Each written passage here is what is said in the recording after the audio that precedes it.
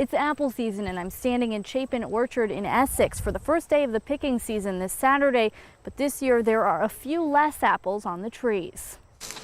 Every year has a story. If every year of apple picking has a story, this year's is revolving a lot around the word frost. You know, the trees would be a lot heavier and there'd be a lot more red showing on them. Phil Murdoch owns Chapin Orchard and he's also a Vermont National Guard member.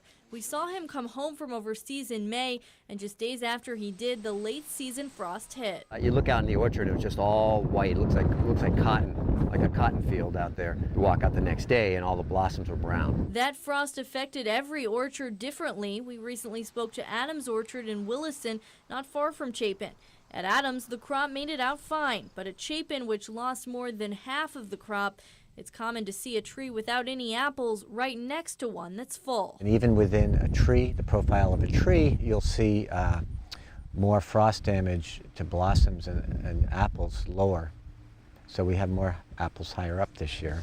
Got it! Making the best is exactly what the Messinio family did Saturday, and they left with plenty of apples despite the frost. They got some huge apples. Owen thinks he's got the biggest apple in the world, so we'll let him, go home with that happy memories. Right now, a lot of the trees look like this one with many apples to be picked, but if you're looking to get a lot of these, you might want to get out a little early. In Essex, Joe Glavin, News Channel 5.